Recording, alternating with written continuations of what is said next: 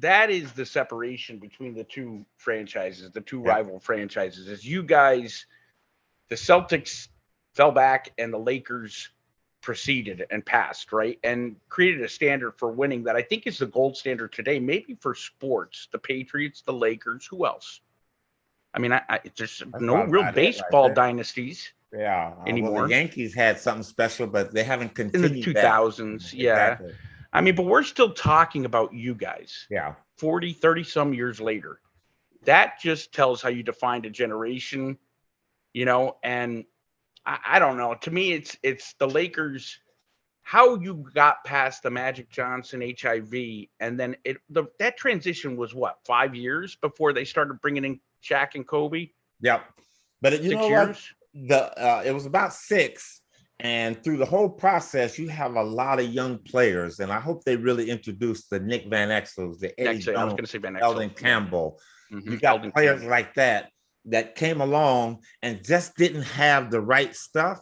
A Yep. good, talented young team. Anthony Peeler was on that team.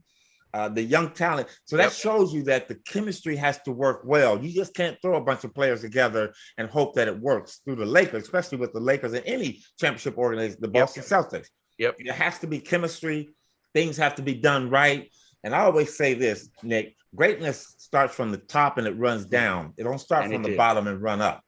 And And, it did in your case. Dr. Buss was a truly great owner. And that's why I said, I can't wait to get the second half, because when he passed away, people thought that this was going to collapse. That look at what we've done. And, you bring in, you still have Jerry West. Magic steps forward and takes a little bit. Now you have Rob Pelinka and Jeannie and Linda Ramos, the constants that are always there to continue this legacy, to keep moving forward forever.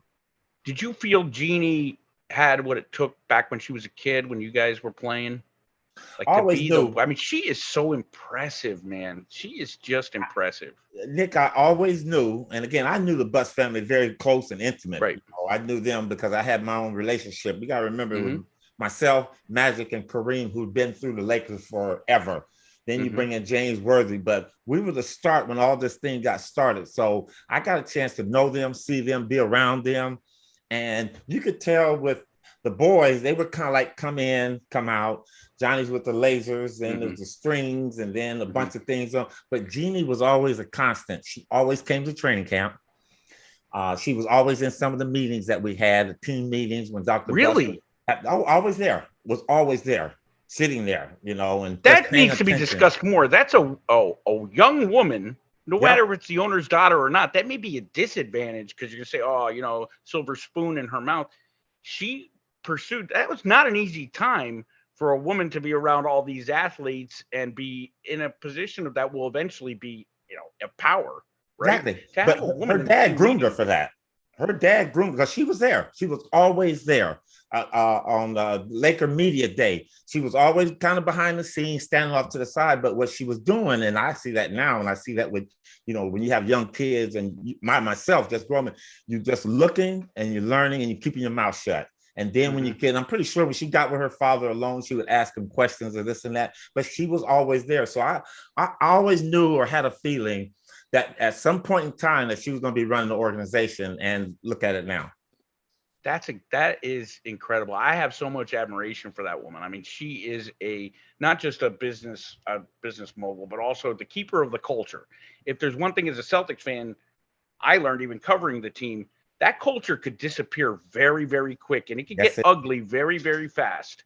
And they had that period in the mid 90s that they didn't have chemistry, but more importantly, they didn't embrace the Laker winning culture, the Buss winning culture, right? Those players in the mid 90s. And to resurrect that and bring it back, and Dr. Buss was still alive then, but even then, I mean, to me, I've always had such admiration for that franchise because you guys have the winning culture. I mean,